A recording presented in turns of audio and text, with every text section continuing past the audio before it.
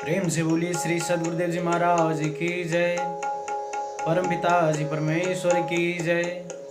आनंद कंद लीलाधारी प्रभु सदानंद जी मनमोहन भगवान की जय।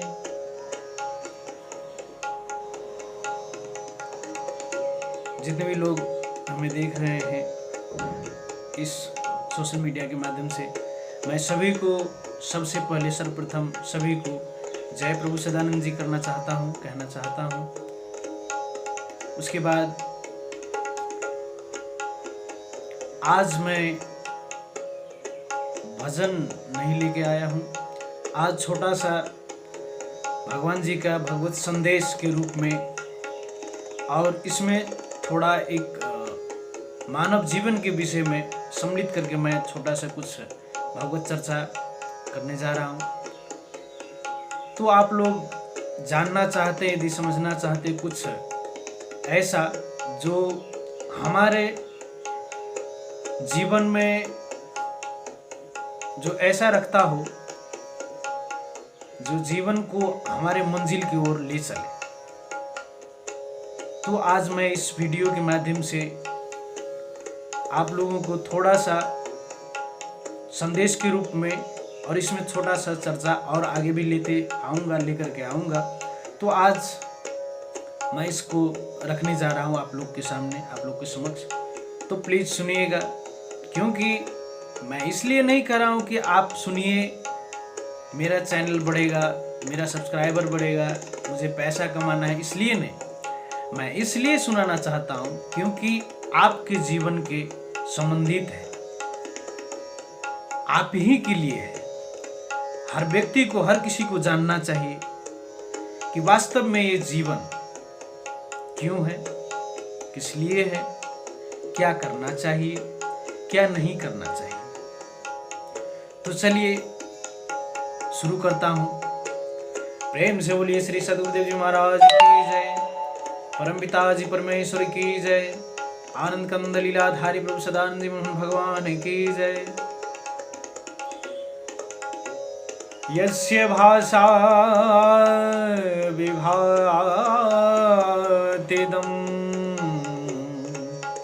सर्वं सदात्मकं सर्वाधारं सदानन्दं परमात्मानन्तं हरिं भजे। ज्ञानमूलं प्रभु प्राप्ति पूजामूलं प्रभु पादुका मंत्रमूलं प्रभुवाक्यं मोक्षमूलं प्रभु कृपा। प्रेम से बोलिए श्री सदगुरुदेव जी महाराज की जय। परम पिता जी परमेश्वर की जय। आनंद कंद लीलाधारी प्रभु सदानंद जी मनमोहन भगवान की जय। तो आज वास्तव में ये जो हमारा जीवन है, जिसको लेकर के हम आज सारा संसार में सारा खुशियां मना रहे हैं, इसको पा करके हम सारा संसार का भोग रहे हैं, जितना भी सारा कुछ है, सारा कुछ भोग रहे हैं, खा पी रहे हैं, चल रहे हैं, मौज मस्ती कर रहे हैं। क्या वास्तव में आपने कभी सोचा है? क्या आपने कभी सोचा है कि ये जीवन जिसको लेकर के हम घूम रहे हैं, चल रहे हैं, वास्तव में इसका अर्थ क्या है, क्यों है और किस लिए है, इसको क्या करना चाहिए, हमको किसने दिया है? हम लोग तो जनरली यही जान लेते हैं, यही समझ लेते हैं कि फला हमारा नाम है, फला गांव में हमारा घर है, और फला हमारा माता पिताजी लोग है, हमारा भाई है, हमारा सगा संबंधी है, हमारा सारा कुछ है, यही सब कुछ है। एक बात तो आप भी जानते हैं, हर कोई जानता है कि सत्य का कभी नाश नहीं होता है। नाश किसका होता है? असत्य का। यदि सत्य का नाश नहीं होता तो फिर ये सब तो नाश होने वाले हैं। है कि नहीं? आप जरा सोचिए, ये संसार में कौन सी ऐसी वस्तु है, कौन सी ऐसी चीज है जिसका नाश नहीं होता? अरे ये सब तो दूर की बात छोड़िए, हमारा आपका जो जिस आंख से हम आप देख रहे हैं ना, हम आप समझ रहे हैं, देख रहे हैं ना, ये आंख भी जिससे हम संसार देख रहे हैं, ये आंख भी झूठा है। कैसे? आप कहेंगे कैसे झूठा है? अरे इससे तो हम सारा संसार देख रहे हैं। कैसे झूठा है? जब जीव इस शरीर से निकल कर जाता है तो सत्य का तो कभी नाश होता नहीं। रामायण में कहा है ईश्वर अंश जीव अविनाशी, तो सत्य का तो नाश होता नहीं, जीव तो निकल जाता है। अब जीव निकलने के बाद इस शरीर का नाश होता है कि नहीं? जब नाश होता है इस शरीर का, तो इसमें आंख नाश नहीं होता है? ये हमारा क्या, ये जो नाक है ये नाश नहीं होगा? एक केस है, ये नाश नहीं होगा? अरे जो कुछ भी है शरीर में सब नाश हो जाएगा। तो हम तो इसी आंख से न देख रहे थे ये सारा संसार। तो जितने भी भौतिक चीजें हैं वो सब नाशवान है। तो सत्य क्या है? इसलिए आपका माता पिताजी लोग भी नाशवान है। वो भी जिसको आप माता पिता सोच रहे हैं वो माता पिता है ही नहीं, वो एक जीव है, उनके अंदर, आपके अंदर भी जीव है। हम सब परम प्रभु परमेश्वर के संतान हैं, भगवान के संतान हैं। उनको खोजना चाहिए, उनको समझना चाहिए, तब हमारा जो है अस्तित्व का पता चलेगा। तो आप इस जीवन को सहज में ना लें, इतनी सरल नहीं है। और ऐसे जैसे उड़ा रहे हैं माया मोह ममता में लगाकर, ऐसे आप उड़ा रहे हैं माया मोह ममता में जकड़ कर पकड़ के, ये हमारा घर, हमारा परिवार, हमारा बीवी, हमारा बच्चा, हमारा ये सारा कुछ।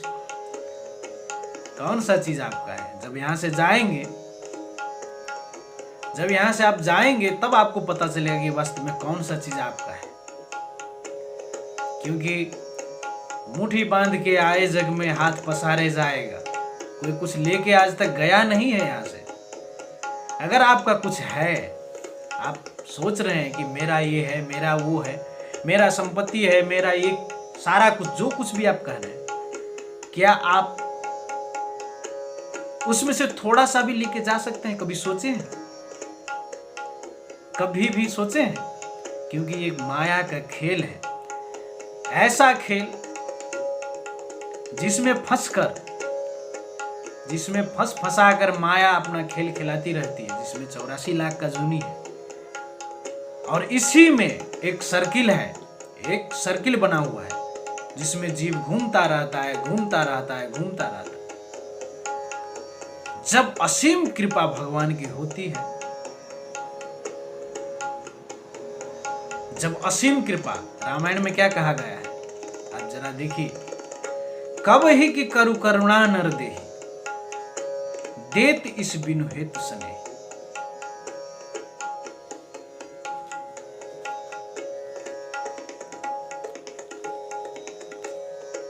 तो देत इस बिनु हेतु सने, भगवान असीम कृपा करके जब बहुत दर्द, बहुत पीड़ा होता है जीव को, तब भगवान ये मानव का शरीर देते हैं। क्यों? कि इस 83,09,999 योनि को पार करके, 84 लाख को पार करके हमको प्राप्त करेगा, खोजेगा, और ये आवागमन चक्र से निकल करके जो है सदा सदा के लिए जन्म मरण से छूट जाएगा। तो हम लोग को प्रयास करना चाहिए। छुड़ाएगा कौन? कौन छुड़ा सकता है? कोई गुरु छुड़ा नहीं सकता इससे, ना आज तक छुड़ाया है, ना छुड़ा पाएंगे। केवल परम प्रभु परमेश्वर ही है जो इससे छुड़ा सकते हैं। माया से माया का बंधन कौन काटेगा भाई? मायापति काटेगा। क्योंकि जिसको, कौन ऐसा है ब्रह्मांड में, कौन ऐसे हैं जिनको माया नहीं नचाते, केवल सिवाय परम प्रभु को छोड़कर। तो इसलिए जो माया से छूटे हैं वही छुड़ा सकते हैं ना, तो इसलिए वही इस माया को काट सकते हैं। आप जिसमें फटके हैं, लटके हैं, फंसे हैं, तो ये इतना सहज नहीं है, इसको छोड़ना होगा और सत्य की खोज करना होगा, भगवान की खोज करना होगा। जब तक आप खोज नहीं करते तब तक आपका ये जीवन जो है ऐसे ही बीत कर चला जाएगा। आपको पता है कि आप जो श्वास ले रहे हैं ये कितनी कीमती है, इसका मोल क्या है। जब आप पता करने चलिएगा कि इसका मोल क्या है, तो आपको खोजते खोजते खोजते खोजते खोजते खोजते जब तक आपको पता नहीं होगा, तो आप लगा लेंगे कि अरे ये मोल होगा, इतना पैसा होगा, इतना रुपया होगा, ये हीरा होगा, ये होगा, वो होगा। लेकिन आप यदि खोजने चलिएगा ना, तो श्वास का मोल इतना है कि इस ब्रह्मांड में कुछ नहीं। एक श्वास जिसमें ऐसे हवा हम लोग ले रहे हैं, ऐसा कुछ नहीं है।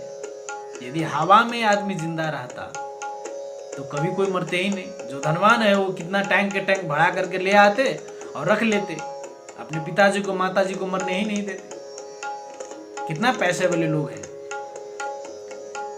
सब है ना। लेकिन ये सब कुछ नहीं, कोई काम की नहीं रह जाता। यदि श्वास का मोल यदि कुछ होता संसार में, तो जो धनवान लोग हैं, जिसके पास बेशुमार पैसा है, धन है, वो खरीद लेते और अपने माता पिता जो लोग, अपने भाई को, किसी को भी बचा लेते। जो गरीब है वही मरते ना। लेकिन ऐसा कुछ नहीं है, आप जरा सोचिए। तो इसलिए कह रहा हूं कि ये श्वास अनमोल है और इसका कोई मोल नहीं। केवल इसको जानने चली गई तो इसका मोल के बराबर केवल परमेश्वर है।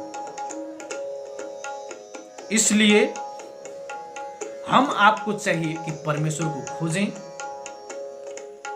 और उसमें लगें, उनके चरण शरण अपनाएं और उनकी भक्ति सेवा करें, तभी ये जीवन सफल सार्थक हो सकता है। तो चलिए आज के लिए संदेश में, भगवत संदेश में, परम पूज्य संत ज्ञानेश्वर स्वामी सदानंद जी कल के अवतार जो हैं, यदि आपको इस जीवन के विषय में, जीव के विषय में, आत्मा के विषय में, परमात्मा के विषय में, सब अलग अलग है, संसार के विषय में, शरीर के विषय में, यथार्थ 5 है। 5 जो लोग कहते हैं ईश्वर ही परमेश्वर है, आत्मा ही परमात्मा है, ब्रह्म ही परम ब्रह्म है, ऐसा कुछ नहीं है। सब कुछ अलग अलग है। हमारे महाराज जी ने बताए हैं कि सब अलग अलग दिखलाए हैं। तो इसलिए आपको यदि जानना हो, समझना हो, महाराज जी द्वारा ज्ञान पाए हुए महात्मा जी लोग हैं, उनसे आप भली भांति जान समझ सकते हैं। तो अंत में मैं यही कहना चाहूंगा, यदि आप इस वीडियो से प्रभावित हैं, इस संदेश से आप प्रभावित हो, आप खोज करें, अपने जीवन की ओर बढ़ें। प्रेम से बोलिए श्री सद्गुरुदेव जी महाराज की जय, परम पिताजी परमेश्वर की जय, आनंद कंद लीलाधारी प्रभु सदानंद जी मनमोहन भगवान की जय।